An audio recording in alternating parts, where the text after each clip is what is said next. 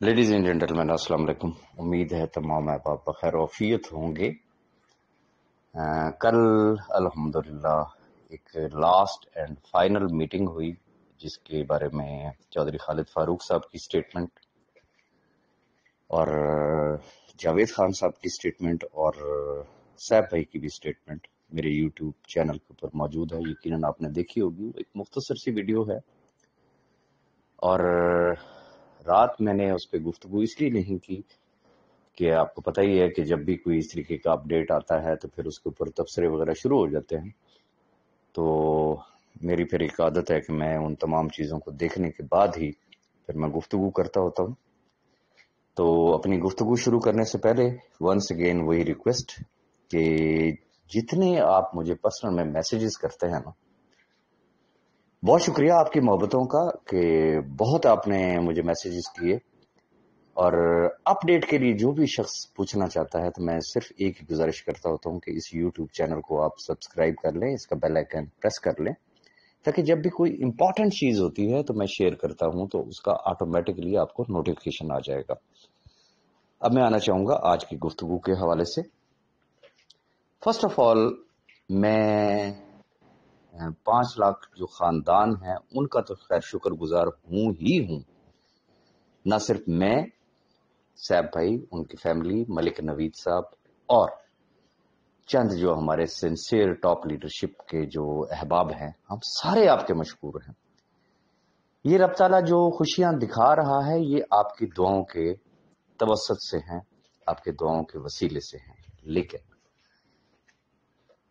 मैं कुछ मखसूस नाम ऐसे हैं कि जिनका मैं तहे दिल से शुक्रिया अदा करना चाहूंगा कि जिन्होंने, मैं कम से कम अपनी बात करूंगा और मलिक नवीद साहब की बात करूंगा, कि जिन्होंने हमारी रिक्वेस्ट को सुना, हमारे साथ बैठे, हमारे साथ लॉजिक पे बात की, जमीनी हकायक को सामने रखा, देखा, और वो सिर्फ हमारे साथ नहीं चले बल्कि जहां पे भी जो जो चीज जिस जिस दोस्त के बस में थी, सैफ साहब को जेल से बाहर लाने में उसने हमेशा हमारा साथ दिया, हमारे साथ खड़े रहे।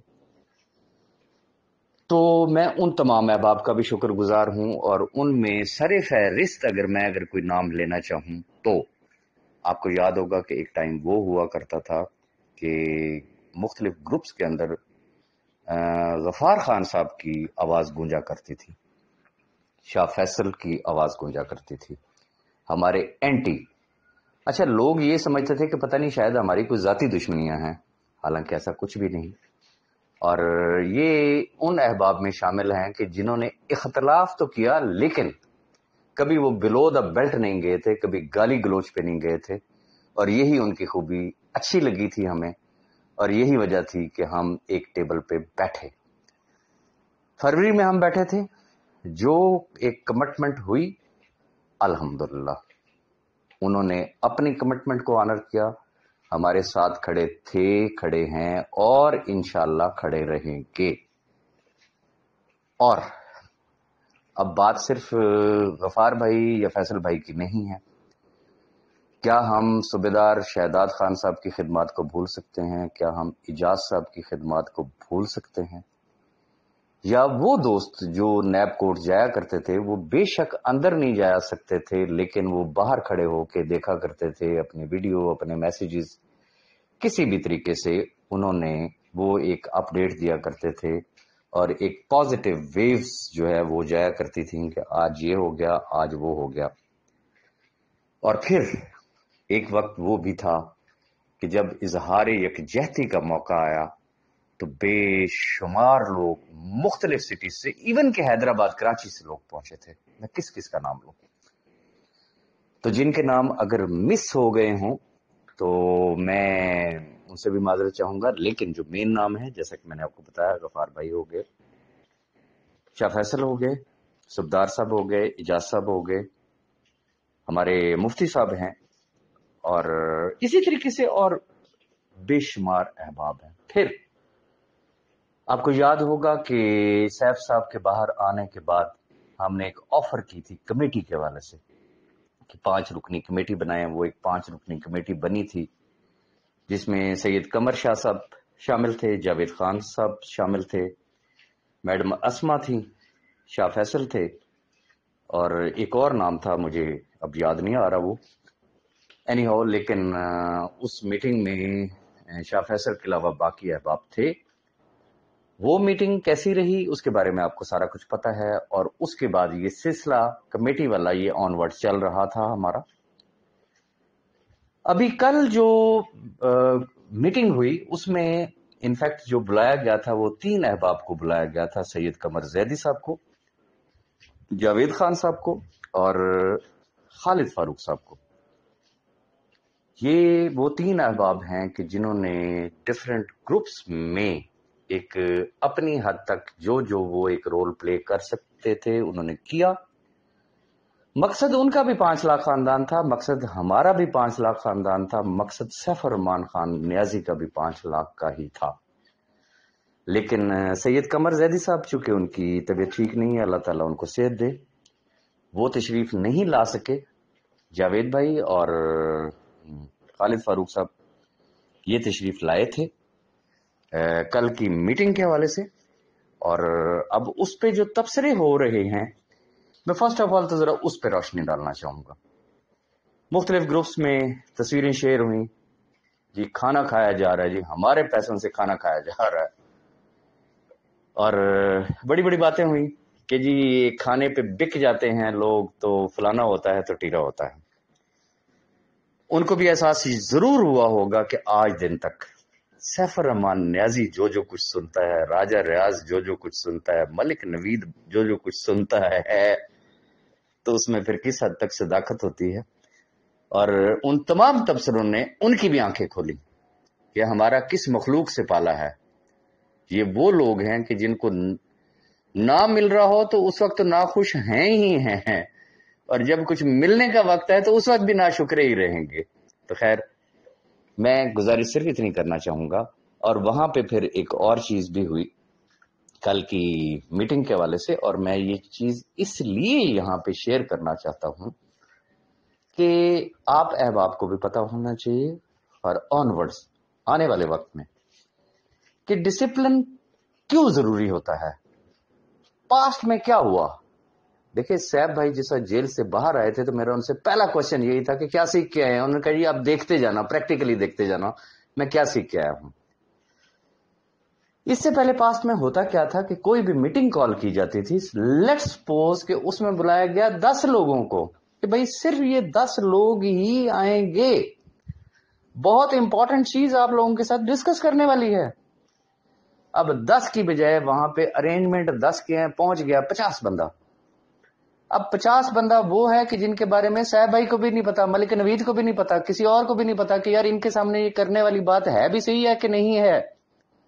لہٰذا وہ میٹنگ کے اغراض و مقاصد ہی ختم ہو جاتے تھے، ایون کہ وہ پورا کا پورا ایجنڈا ہی وائنڈ اپ کر کے کوئی نئی چیز ڈسکس کر کے تو بس ان کے سامنے ان کو گھروں کو بھیج دیا جاتا تھا۔ لیکن اب ایسا نہیں ہوتا۔ طے یہ ہوا تھا کہ یہ 3 دوست تشریف لائیں گے، ان کے علاوہ کوئی اور شخص اس میٹنگ میں موجود نہیں ہوگا۔ خالد بھائی کے ساتھ کچھ دوست تشریف لائے تھے خانے وال سے، جاوید بھائی کے ساتھ بھی تشریف لائے تھے بنو سے، پھر کچھ لاہور کے ساتھی ان کے ساتھ شامل ہوئے، اور جو بات ہو رہی ہے تھوڑا سا گرما گرمی والی کہ میٹنگ میں گرما گرمی بھی ہوئی، تو اس کا اصل بیک گراؤنڈ یہ تھا کہ جو احباب ساتھ آئے تھے، جو ہم نے ایک بات کی تھی، ہم نے ایک ہی بات کی کہ میٹنگ اگر ہوگی تو وہ صرف ان 3 لوگوں کے ساتھ ہوگی، اس میٹنگ میں کوئی اور چوتھا شخص شامل نہیں ہوگا۔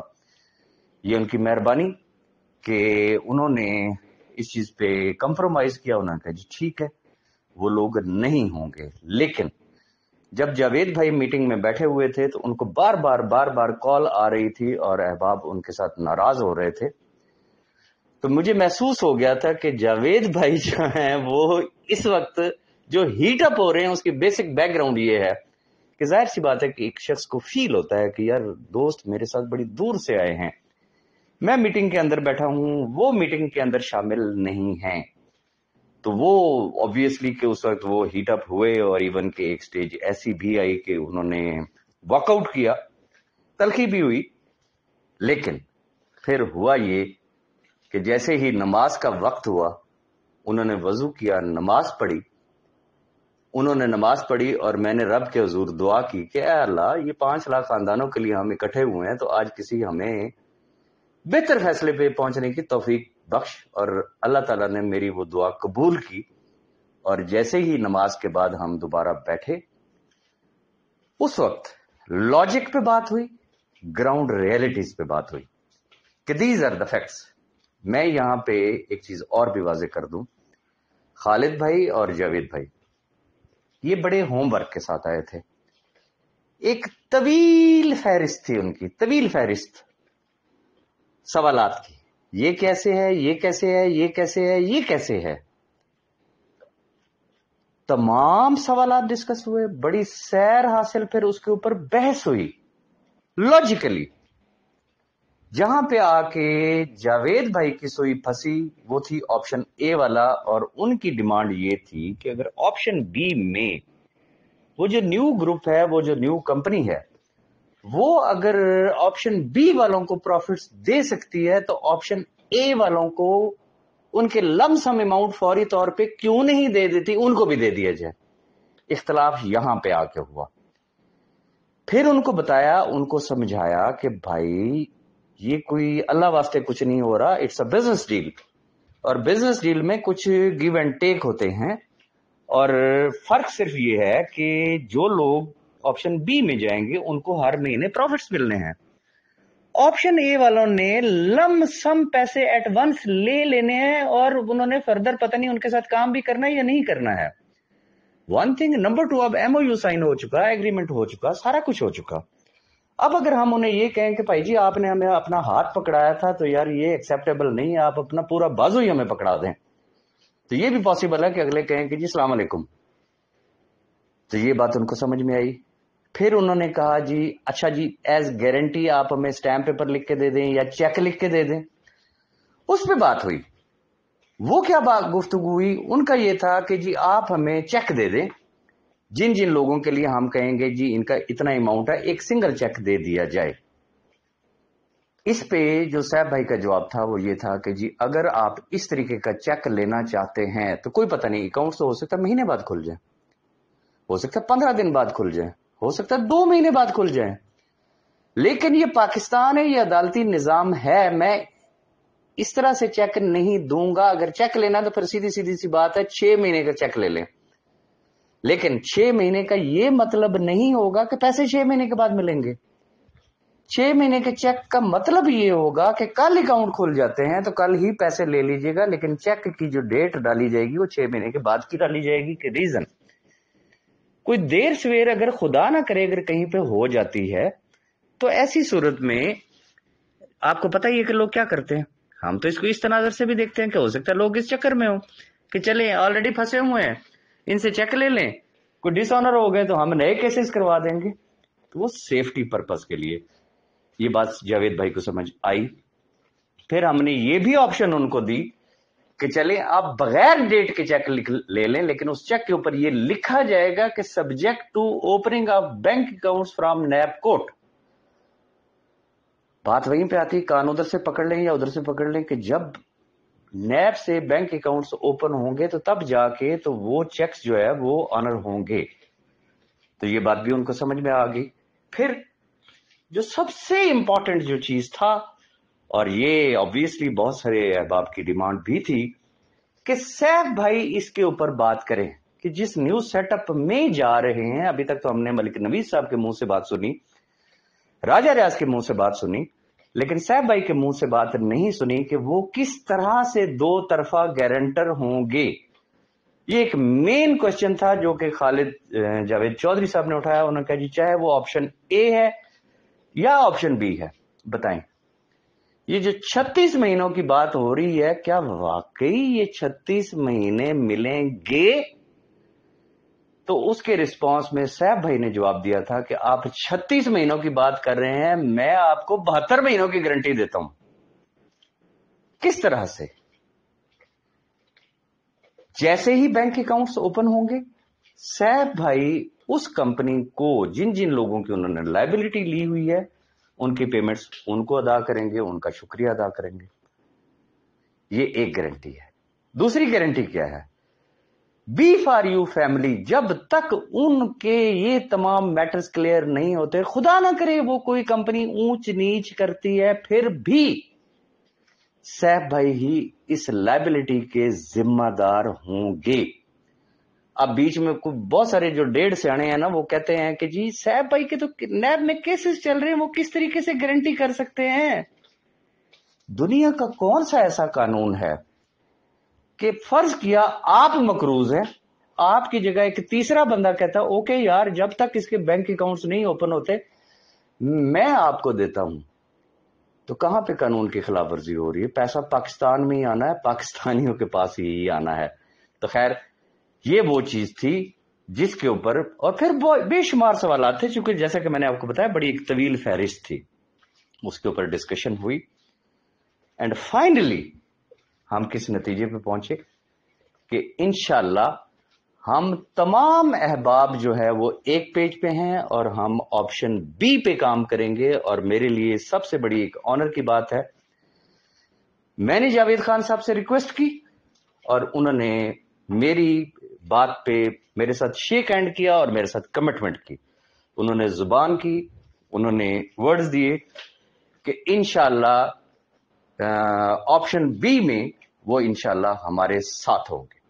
لیکن ساتھ وہی موقف ہے ہمارا کہ جس نے آپشن اے میں جانا ہے وہ آپشن اے میں جائے, جس نے آپشن بی میں جانا ہے وہ آپشن بی میں جائے.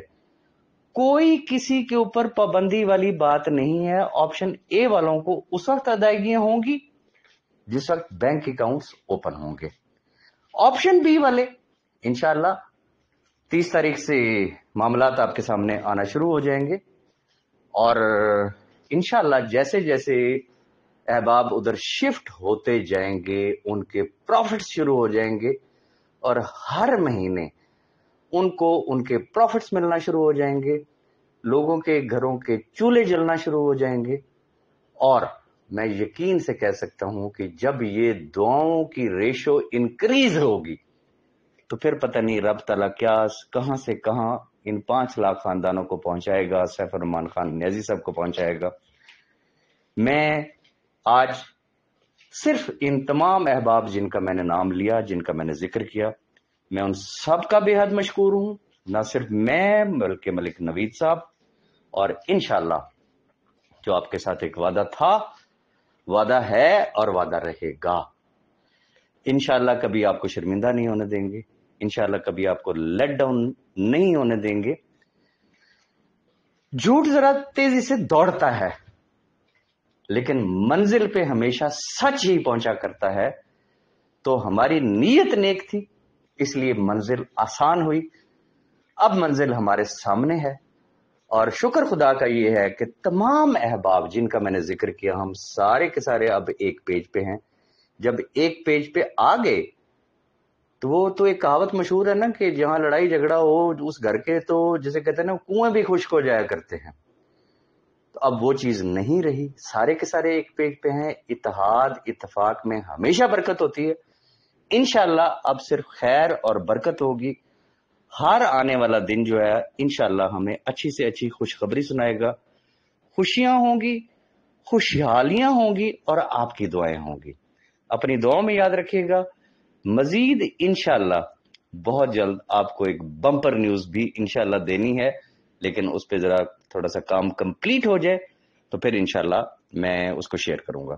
دعاؤں میں یاد رکھیے گا. Thank you very much.